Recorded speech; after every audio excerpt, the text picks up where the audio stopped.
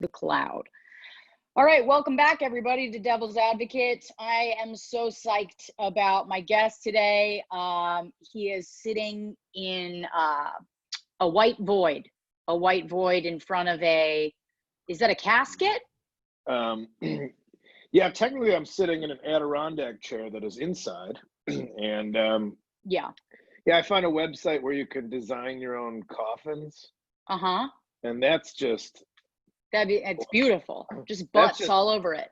Well, it's a ZZ Top Eliminator logo down the side. You can see that. And then great. I daydream about my own funeral, not in a morose way, just obviously in a comedic way. But I was like, yeah, give me a casket that looks like the ZZ Top hot rod, and have the gals that were inside the car carry me down.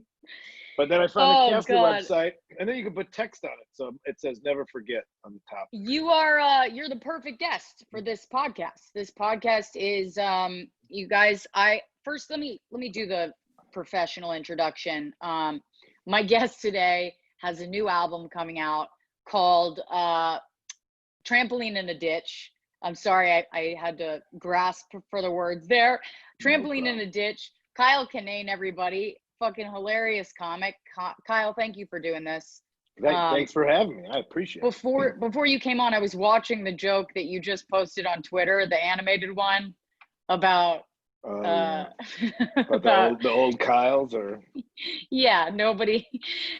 There's no such thing as an old Kyle. Yeah, and you being on borrowed time.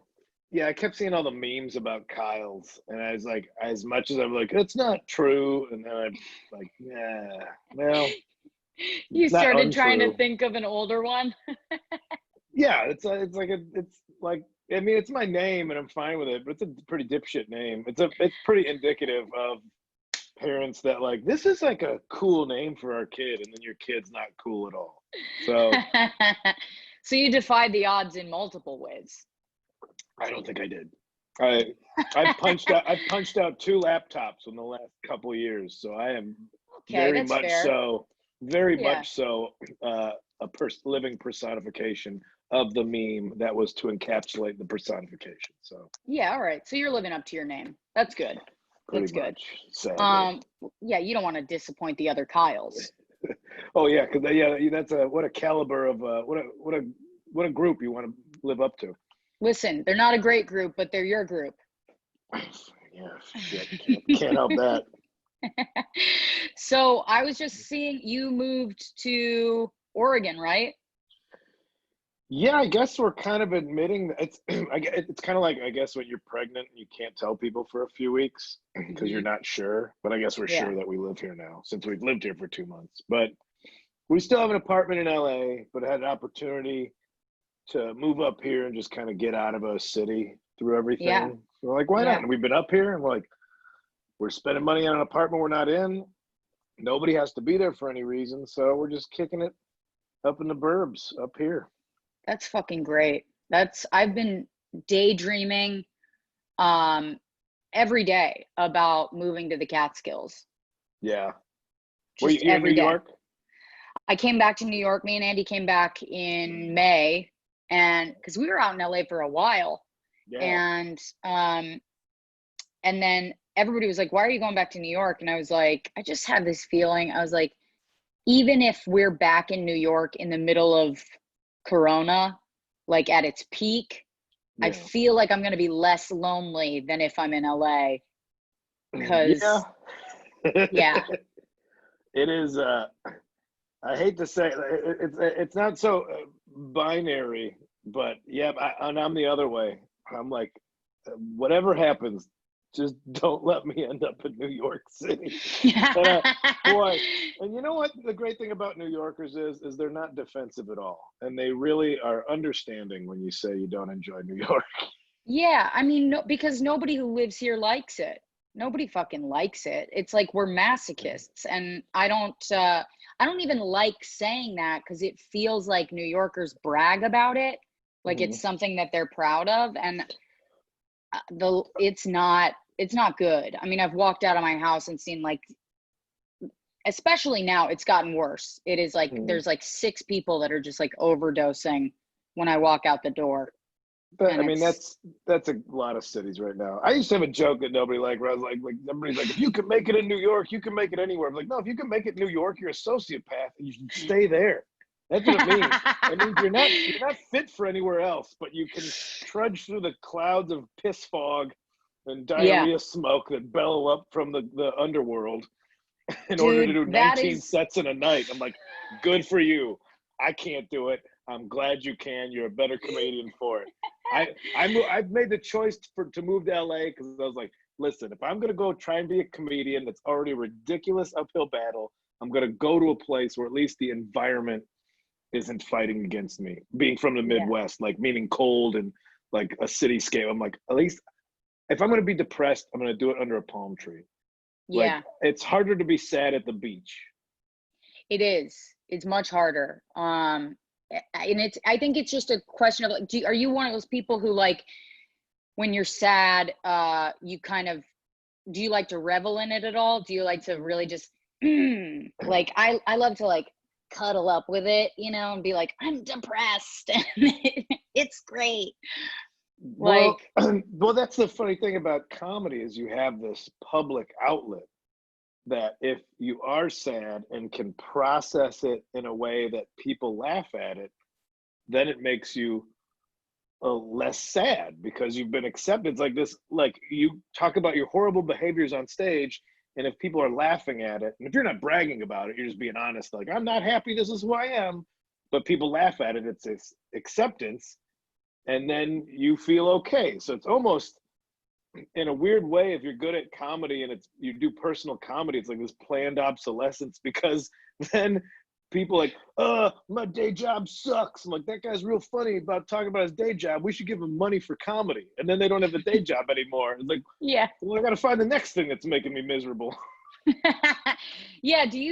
What do you think, you know, going off of that, like not every person would find comfort in getting on stage and being like, well, if they're laughing at my problems, that means that feels good to me, you know, like not everybody's built like that. So I guess sticking to the theme of this podcast, what do you, which is a thing I struggle with on a weekly basis, but what do you think went wrong? Why do you think what went wrong for things to end up this right, you know? It's fun to say. I'm gonna put a hard drive on a platform here because I feel like it's humming and causing audio issues.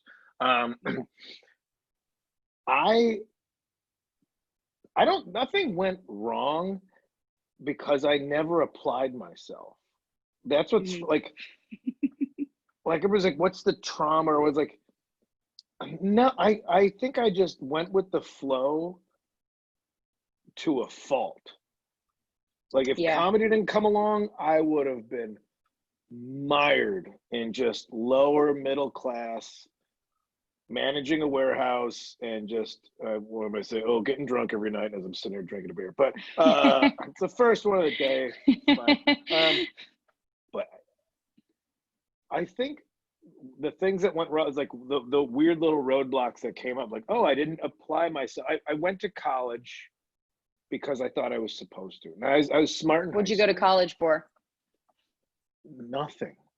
What do you mean? I literally graduated from a liberal arts college with a general studies bachelor's degree. So they made me graduate. Like I just wanted to keep going to college because I'm like, well, as long as I'm in college, it was like a true head in the sand. Like if I'm in college, it doesn't means I'm not an adult and I don't have to get a real job. And eventually like, you're going to graduate this semester. I'm like, I don't want to. They're like, you're done. You took so much shit. I went to 3 colleges, not finishing, not like I was getting a master's degree. Yeah, and just switching it up. Yeah, I went to a community college and that was a blast. I went to a state school for less than a semester.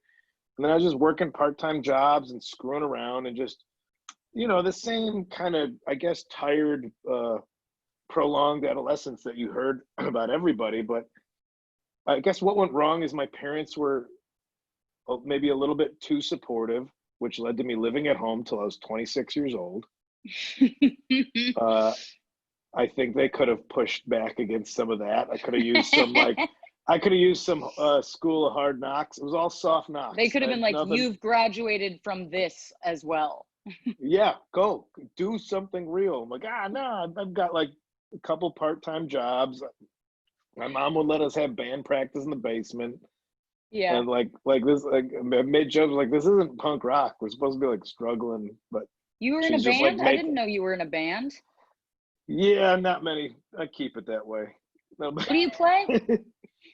I try to play guitar. Now I have an amp that makes weird little spaceship noises. So I get stoned and I make weird. I don't play the instrument. I just make the weird sounds with it, and it keeps me happy. I get it. I do that with the drums. I sort of play the drums. Oh, do you have like real drum set or like the electronic drums?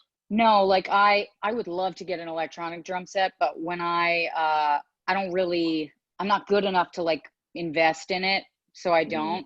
But I took drum lessons for about 2 years, and also I had about the level of commitment that you did to college. Like I just sort of would go and then I would go and do something else, and then I would come back, but I never really got past like a 4/4 rhythm, if I'm being honest.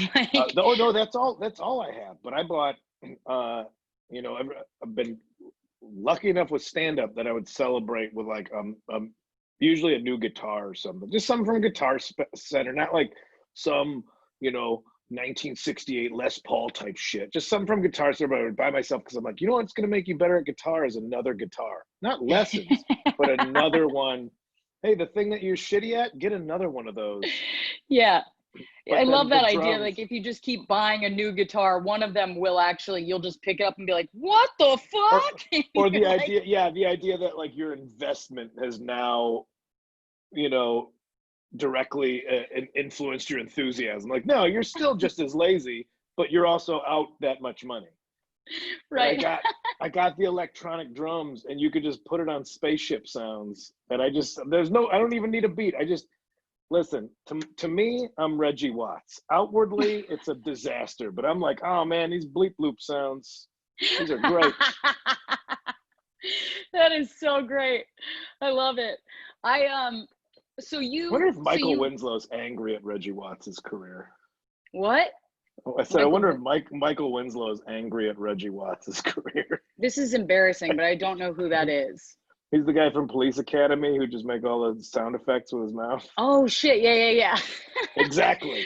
He definitely is. And Michael Winslow's sitting there like, I didn't even use the machine. I just did it with my mouth. He's like, what the fuck? This fucking kid. Goddamn late night gig. He's just trashing Reggie in his apartment right now. He puts the own bleeps over, what the burp, and I can't burp, and he gets to censor himself. That's great. So you graduated college, you moved back in with your parents. Were you doing comedy at that point? Oh, no, didn't move back in with my parents. Never left. Okay.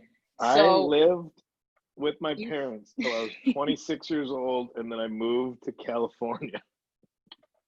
Did they tell you had to leave eventually? No. Nothing went, that's what I mean. Nothing went wrong. It's just nothing went right. I was a loser forever. Yeah.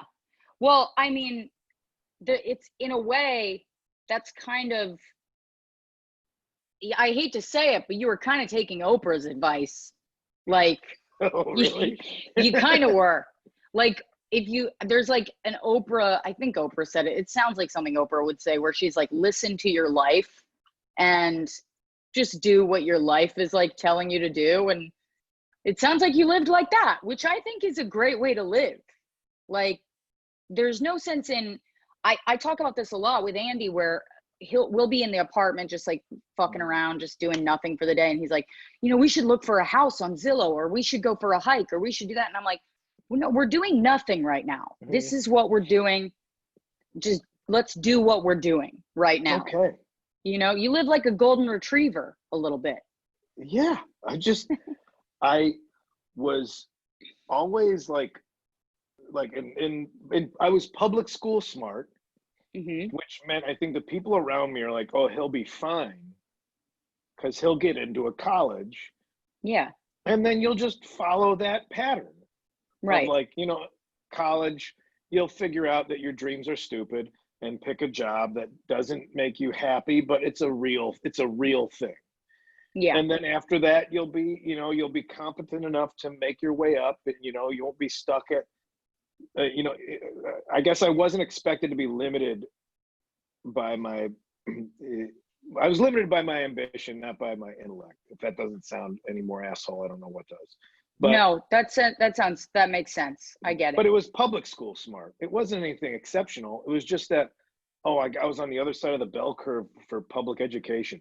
Not tough to do because I Yeah. was like, I thought school was real and you had to apply yourself and be good at it. Now you look back, you're like, nobody needs that shit. You can do whatever. I No, still, it's amazing if you look back at your own education. It's like they pushed us so hard. I think especially our generation, they were like college, college, college.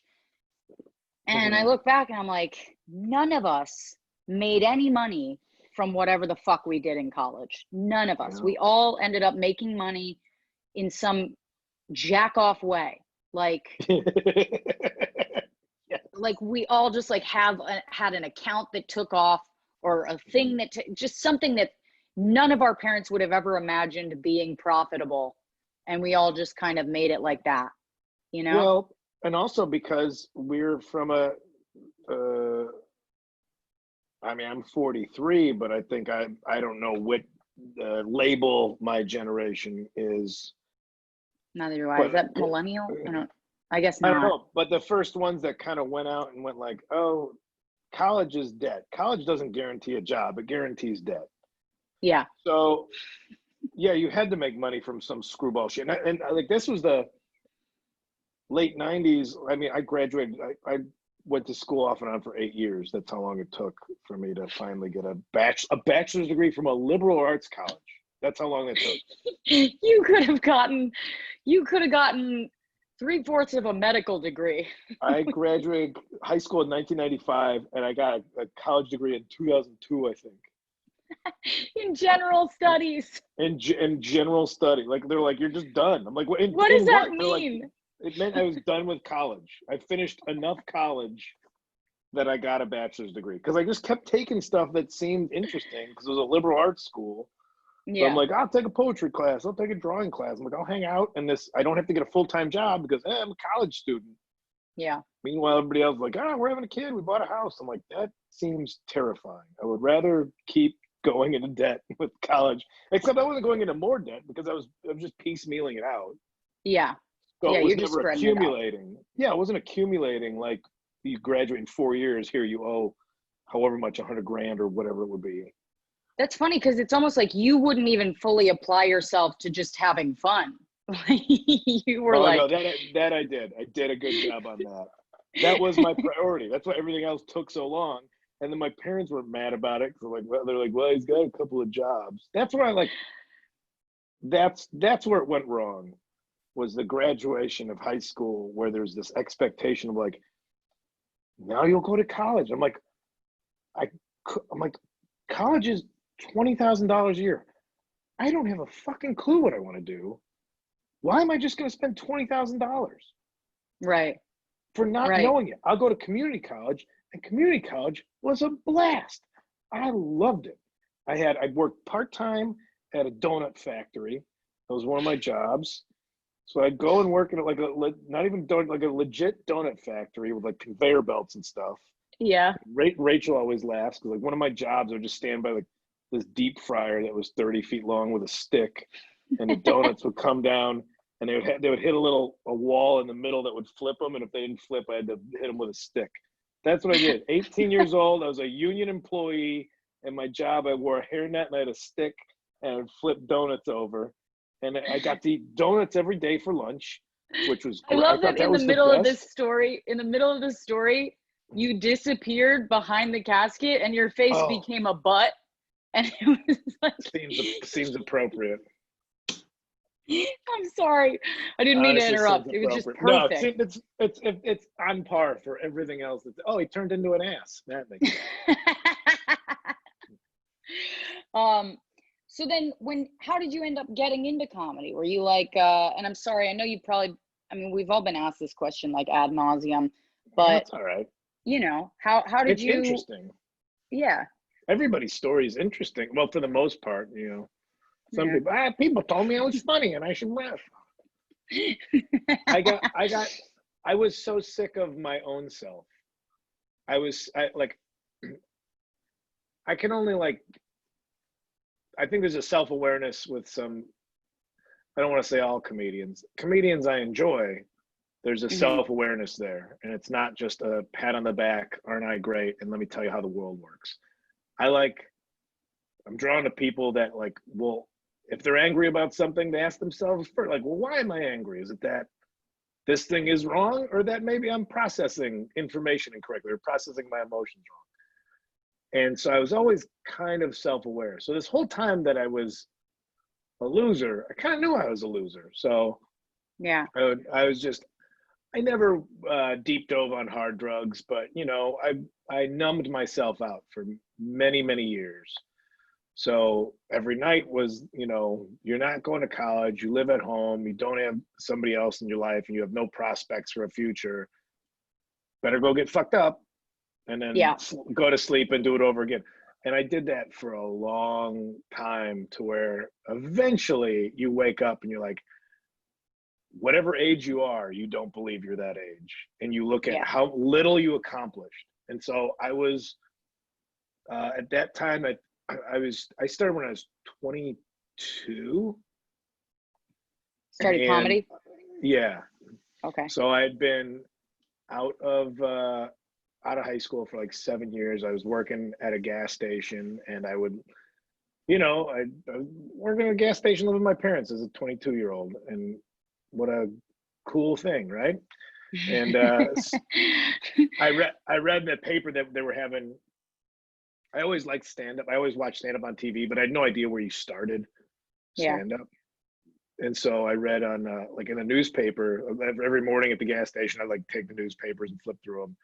And they're like, oh, HBO Comedy Arts Festival is doing an open call, an open casting call for comedians at Zanies in Chicago at noon. They were doing it at noon, where they do one of their big, and this was before Last Comic Standing, and before they would, video the chaos of 300 comedians waiting to audition. This was just how they were doing it. Yeah. And I was like, man, I was going to school, I was trying to go for writing, creative writing, and all I was doing was writing jokes. When it came down to it, I was trying to make the people in class laugh. I wasn't a good writer of fiction or anything, but I can get some laughs out. I can write bits. But kids that go to college writing classes are always they're like goth kids, or new lesbians, or just people that really need to let the world know who they're about. And I'm like, oh man, I got so stoned in my buddy's car that I tried to pee out the window, but it went everybody's like, you're a joke, man, that, because I wasn't taking it seriously. I wasn't writing they're like, why can't you make that sound beautiful? Yeah, why can you put a vampire in there that's also a lesbian, because that would help us understand your point of view more. I'm like, and this gal she's like, I used to hate you in class, but then I realized you're just Americana. I'm like, fuck you, lady. I'm like, I'm sorry that was my experience, was just being a suburban burnout, but that's what, hey, you write what you know. Yeah. So well, and also for her to put a romantic label on it is just so fucking gross, and to make you sound like a thrift shop tchotchke that somebody could buy, Yeah. And she was the one who's right. It was always our passion was unbridled and forbidden at this fucking Old Navy we both worked at, or whatever the fuck. And so I'm like, yeah. I'm like, oh, all these things are basically, if I whittle them down, they're jokes. I always liked stand-up, but I had no idea. I didn't know about comedy clubs. I didn't know. I knew about Second City. but that was sketch, and that was a whole other thing. I didn't know about stand-up because this was 2003. Yeah. No. I'm sorry, 99. I started in 99. Oh wow. 2003 is Okay. when I moved to LA. So I started in 99. That's when I started stand-up. That was your So first time? yeah, 99. Yeah. So I drove down there, and it was like a few hundred people waiting to get 3 minutes for these HBO casts, and people that drove down from Minnesota and Wisconsin. I'm like, oh, this is stand-up comedy. I watched all these people go up, and I did 3 minutes of stuff I thought was stand-up, and didn't have any friends with me. And then, cool, okay, I got that out of my system, and went back to working at a gas station and going part-time to college. And then I saw a guy in my one of my college classes that I had seen at that show, and I'm like, hey man, you were at this audition, how do you do this? And he's like, you get a copy of Chicago Readers, a listing of open mics, and you just go and you sign up and you wait. And he broke it down for me. And so I went and I watched stand up for like 2 months. I would just go by myself and watch open mics, because Yeah. I learned more from the people that would fail, the people that would bomb and come back every week. That was way more inspiring than the people that were good. The people that were good, yeah, you strut in, but it's like, oh, so-and-so's on stage, I like them. Cool, I'm not going to be that. But I Yeah. have to be able to be the person that is up last and also isn't funny and still shows up the next week. Like, I have to be able to be that person. So Yeah. I got more inspired watching those people go, and then they do good. Like, oh yeah, this is what this is for. It's not for being good. It's for getting good. It's not for being good and practice. And then you see somebody who's good, and you like, oh, this guy's really funny. And then you see him do the same jokes at an open mic 3 times in a row, and you're like, oh, you're just here because you got that joke. Yeah. That's funny. It's like you have a hat trick. You're like Yeah, a party clown, you yeah. know? You're gonna get your discounted beers, and you're gonna try and hit on whoever's new that doesn't realize you're doing the same Yeah. bit from a month ago. But I want to be Yeah. the person who's like bombs, but everybody's in the room to watch what they're doing. Right. Yeah. Yeah. That is I love that, because it is such a it is so much the story of like a lot of comics that I really respect kind of just found it like almost Mhm. by accident, you know? Yeah. And I think there's something about that that's almost like, not to be a dick about it, but it's like almost kind of mystical in the way that they found themselves in this weird life, Mhm. and then just kept coming back to it. And it's not a normal thing. It's not a normal thing to want to do that, especially No. to want to like want to fail. And that is what it is. Like, for so long we're just going and we're like, look how much abuse I can take. It's like it was so I hard, and I had no idea how miserable I should have been, but I was so happy. but was it when you start like to have a new feel, like bombing is still this weird jumping in a cold lake feeling to this day. And I still Yeah. bomb. Like, that's why I'll live in, Los Angeles, you live in New York, so you can go bomb with impunity. Like, I'm here to practice, and I failed at practice. I don't want to fail at the game. I don't want to fail when I'm charging people, $25 to come see me, but I got to fail somewhere, because these aren't all, I don't want to work just in my wheelhouse of like, the people who know me like this kind of stuff. Anyway, I flirted on a pizza or whatever kind of bullshit Right. I've established, the reputation I've established. But you bomb and you're like, yep, still surprising. Great. I need another set tonight to scrub this feeling off, or Yeah. tomorrow. Because you walk around with the stink that only you can smell, of like, what's wrong with you? Oh, I bombed last night real bad. Yeah. Yeah. Yeah. I mean, it's interesting too, have you gotten up at all during this shit show? I did a couple Zoom shows, but just like you were saying, I've inadvertently followed Oprah's advice. Like this, I kept thinking, like, there's no other time that nobody needs to say, oh, what a rare time or whatever, but of like, hey, here's a pause. Yeah. And I routinely take summers off from working the road. Just, I got to live my life, and then I'll take those experiences and then make some comedy out of them. I don't need the affection or attention. I want to go out when I'm excited to have something new to talk about. Yeah.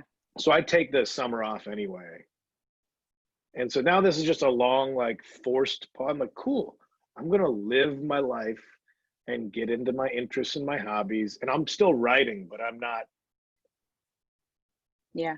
I do want to perform. I'm looking forward to it, but I want to perform where everybody feels comfortable and not, I don't want to reschedule dates. And then people that have rescheduled tickets, now I'm forcing their hand to come to a show. I would hope that they didn't really agree to. Yeah, or be out that money. I don't want to do that. And I would hope, if I was like, I'm doing these shows anyway, I would hope the people that would want to come see me would just say, like, fucking why? What's wrong with you? Yeah. I was talking to Kreischer, and he's doing the drive-in movie theater thing. I don't have drive-in movie theater numbers. I could do like a Sonic Burger or something, but I can't. I don't have drive-in movie theater numbers. Same. But I also feel like I don't know that I would want to. I mean, of course, I don't know. I'm like, part of me thinks I would go, of course I'll do that. Of course, you know, because it's like money in my pocket. But at the same time, I don't know that I would want to perform in front of cars. I don't know. And the people that I've talked to have said it's so fun. I feel like I would want them to drive over me. I feel like I would be there, like, please just drive over my body. Like, and I don't know. I don't know that because I've never done it, but I keep hearing that people are appreciative. Yeah, but like the psychology of telling a joke into the abyss. I mean, even the few Zoom shows I've done. Have you done any club stuff? I know I was talking to Shane Torres and his show. They're doing it on a rooftop and it's outside. I'm like, yeah, right. I did Shane's show and it was great. That felt like a real show. One of the few that I've done that feels like a real show. I did the Stand last night, bombed. Did not do well. Ate shit. It's fucking New York City, still letting somebody bomb during a pandemic. Won't even give them the laugh. Fucking brutal. They all dressed up to be there. I was like, God damn it. Like, you know, it sucks to bomb for an audience that's better looking than you. It's just, it sucks so bad. Oh, and I don't think LA is great. I mean, I don't think good looking audiences are like the best kind of audiences. I really don't. No, Part of me is just like, fuck you guys. You don't even need to be here. You all look good. I think you just came out because you wanted to show off your outfit or whatever the fuck. And 100% agree. What? But this is also my bitterness talking. Well, yeah, from the bomb. If you would have killed, you're like, they were great. You know, they were just understanding. They might be rich and attractive, but they understood me. Yeah, I'd be like, I didn't think they'd get me, but you know what? It's the idea that you can't blame an audience for bombing. I'm like, yeah, you can. You can always. You can't. I mean, I do it all the time. I do it constantly. I feel better. It makes me feel better, and that's what's important, is feeling better. So fuck these people. But my last set before sorry, I didn't mean to step on you. No, go for it. Oh, I was gonna say, well, let me ask you, what was your last set before this all happened? Before we went into quarantine, how did that go? Oh, I was finishing a tour, and it was like every show. As soon as I would leave that town, then the town would be like, all right, we're closing everything off. So I was just, you know, at the front of the tidal wave of closures that was coming. And I ended in Toronto. I had a couple nights and, I had two shows, I think. Mm-hmm. 2 or 4 shows or something, because it was a small venue.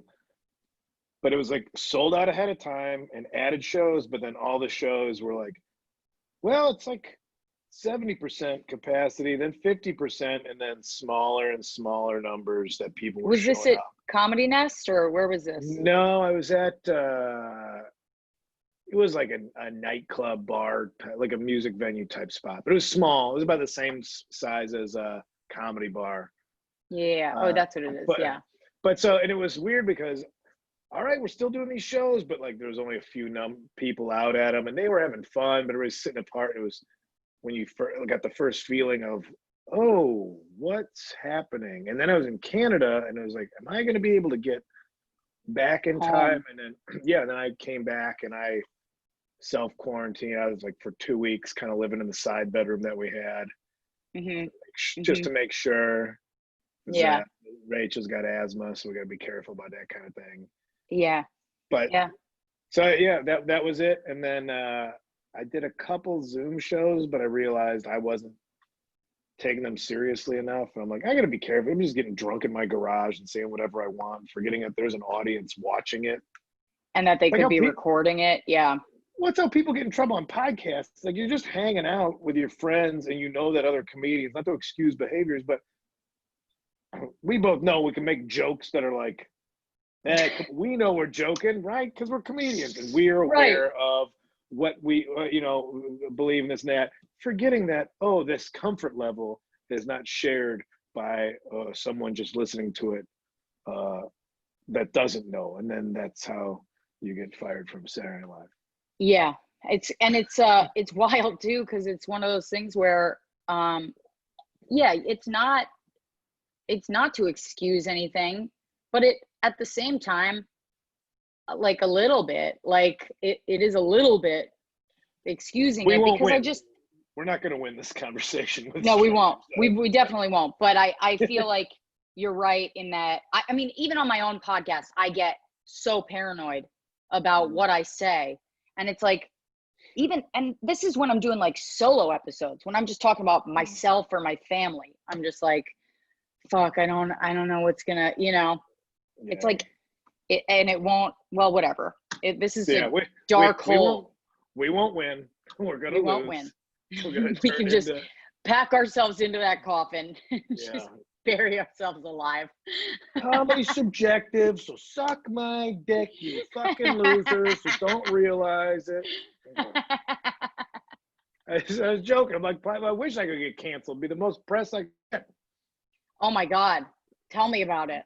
I'm like, cancel at me. least if you're getting canceled, that means you've gotten a certain amount of notoriety or something, because they won't do it unless they can take something from you. They won't do it unless it leaves you feeling robbed. At least somebody's listening to the back catalog. Thank God. You got that joke from 10 years ago? Wow, good for you going through this.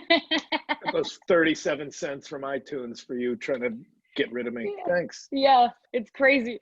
So you so when did you record the album then? Were you recording the album on that tour? No, it was March of 2019. Okay. And then I wanted to do this animation with it, and the animation takes a long time. Yeah. And so everything got kind of pushed back. And it was funny. I was sick because, anything you record, you're always going to look back. I wouldn't trust any comedian who's like, yep, that special, it was great. I would only trust comedians like, I did the joke one more time after I recorded it and added this tag, and that made it better. And I realized this joke should go before this joke instead of after it, because then it makes more sense. And that's what I love about comedy. There's no corners to the jigsaw puzzle. There's no edges. It just keeps going. Just every piece has another piece, has another piece. And I realize how distracting this backdrop is now that I'm trying to make hand gestures, because let's see if I don't find another one. But so I was sitting on it for so long that I really hated it. I really, really hated it. Not the production, not just my own, because since it wasn't coming out, I knew I could keep telling those jokes. Yeah. And because I kept telling the jokes, even though you think they're ready on the metaphorical Monday of that, you'll tell them on the Friday, and you're like, oh, this is how that should have gone. So the whole album, I just like, this is better. I've been telling this one better. This one is funnier if I do this. And so I hated it. And they But finally you can like, what's coming still, out? I'm like, fine. but you can Go. still tell those jokes, right? I mean, if just because I feel like with albums, there's a little more, I don't know, some people are like, never again. But I love the fact that jokes evolve and that you can tell them if they've changed. I feel like it's okay to keep telling them. But I seem to be in the minority on that. Like it feels like a lot of people now are just, they do their material and then that's it. I have a hard time. I get in that same headspace of like if you're telling someone a story and then you can tell that you've told them that story before, but they're being Yeah. polite. Right. I would be like, Yeah. oh, have I told you this? And like, yeah, I'm like, I'm sorry, man. Like, and to Yeah. have a whole crowd feel that way where you're like, and here's how this laugh goes. And then they Yeah. don't laugh that hard because they know it's coming. You're like, sorry. Right. I can't sell it. I'm a bad actor. If I wrote the lines, I'm a bad actor. Yeah. Oh God. That is that's something that I feel like is a lot of people are going to be dealing with, just that feeling when we get back to whatever's normal after this, telling jokes. Because like I know you said you've been writing. I don't know what you're writing about, but when I'm writing now and it's like I don't even know what the fuck is, it feels like we're in this world now where it's like I'm reading headlines and it's like Trump banned TikTok, the dancing app, because it's a national emergency. And I'm just like, I haven't been outside all year. And I'm like, how am I supposed to tell jokes about my life as if my life is even real anymore? You know, like there's this whole other level to like how surreal the world is. But how surreal, but also everybody in that surreal place. So now whose experience is unique when we all have the same filter, you know, like it's not like, well, I went to this store and this was like, no, what did you sit at home? I sat at home too. I woke up, it was literally, we were like on a little, like a trip up to Crater Lake here, socially distancing. You got to say that before you start any story right now. Gotta put that went out. out to eat, socially distant. It's just, God forbid anybody think I did anything wrong.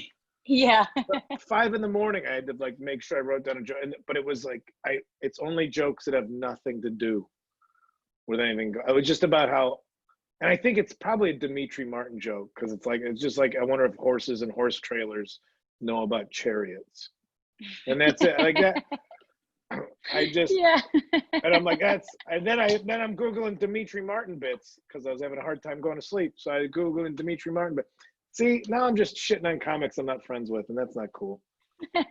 He seems like a nice guy, but that seems like a Dimitri Martin bull cut joke, you know, like that's not I don't think that's shitting on him. I think it's funny. I think that's a funny fucking bit. That's his joke. He can have it. Yeah. You ever write a joke and you're like, oh man, let me just text this to Anthony Jeselnik because the audience isn't gonna like me saying this, but dead kids with braces is funny for him. So maybe he wants that one.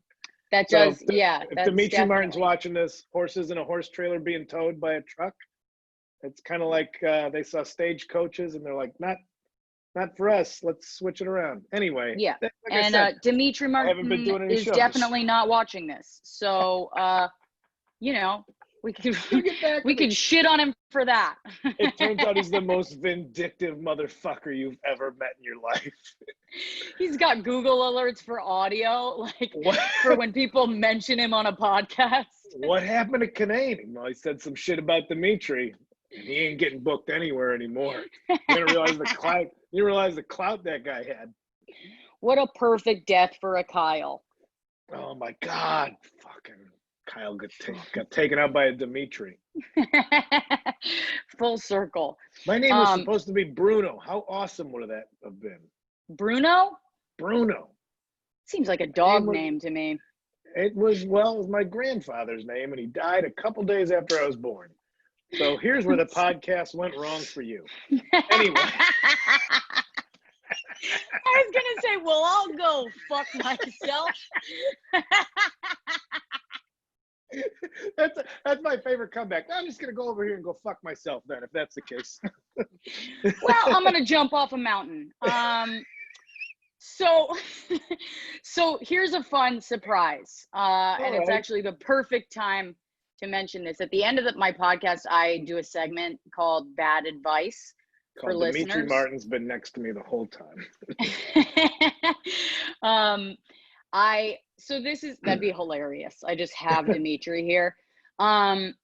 So I feel like comedians are not exactly, there's been a lot of, and this is not to shit on, people giving advice. I know that people have expertise in different areas, but from what I've seen, most comedians don't seem like the type of people you'd want advice from. So I like to give bad advice to people, and they do say that it's bad. So that has been the feedback, that it's not good. And here's our question for this week. Are you ready? Okay. Yeah. All right.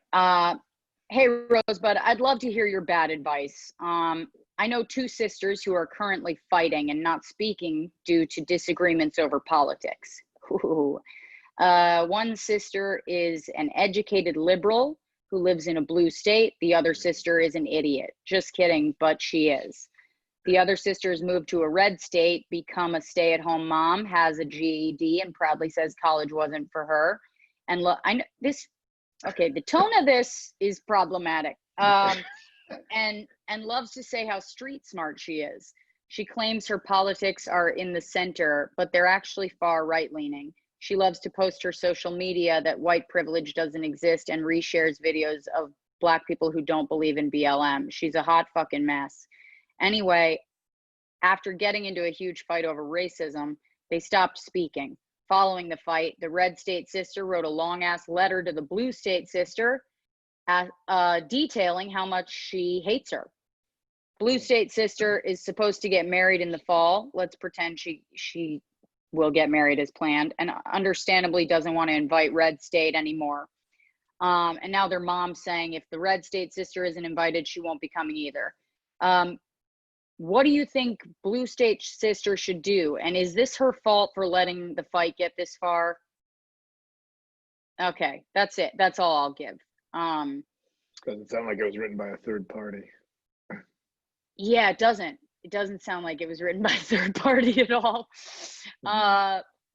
This is, well, Mouse is upset. Oh, you got creatures?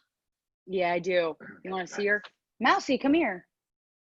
Oh, never mind. She's doing a thing where she acts very submissive before she pisses on the couch. So if I look at her, she'll piss on it, and I can't look at her. I'm gonna do the same thing. Yeah. All right. Well,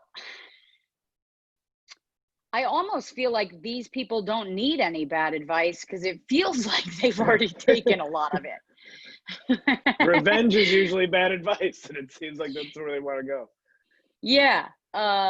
What's your take on this? I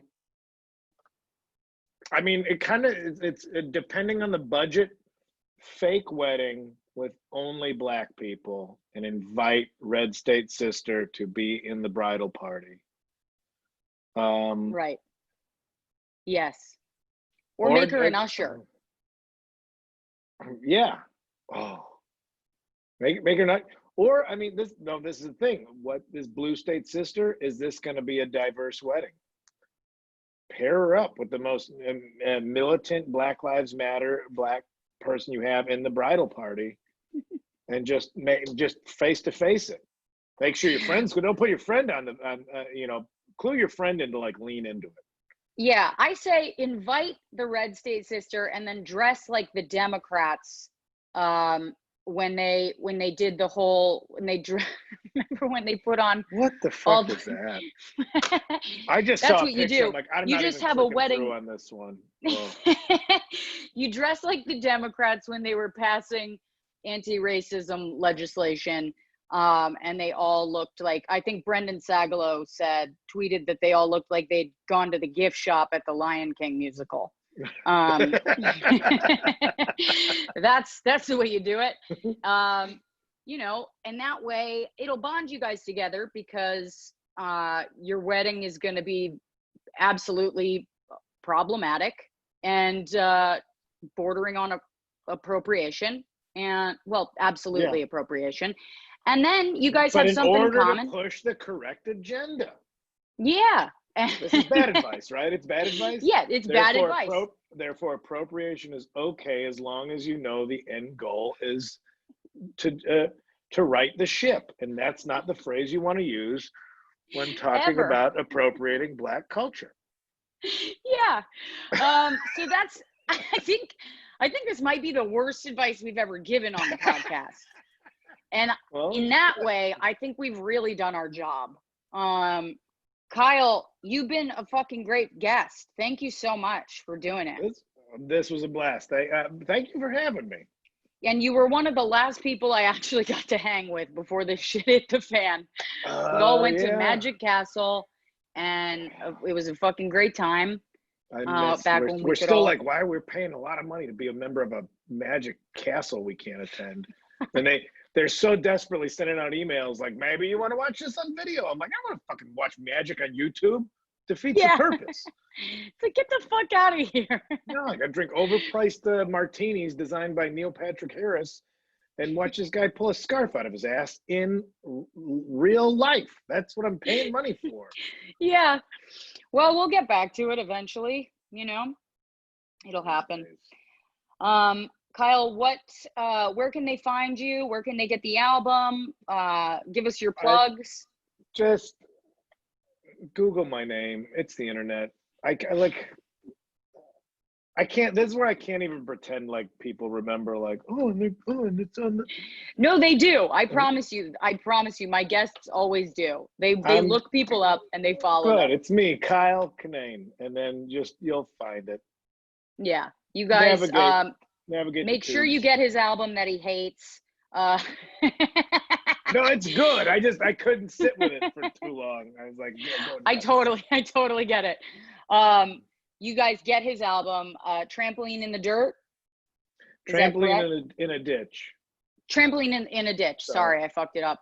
And I'll say support this National Independent Venue Association. They're getting a lot of petitions together to send to Congress to keep all these places that it was supposed to be at right now. Just trying to keep them in business. Yeah, I want to second Just sign that. a petition. Yeah. I want to second that. Definitely. Please go check that out. That is, our venues are in fucking trouble right now. Yeah. And if you want comedy to come back, this is the best way to fucking support it. More so than me. Yeah. National Independent Venue Association. So. All right. Well, Kyle, thank you so much for doing the podcast. You've been awesome. Thanks for having me, Rosebud.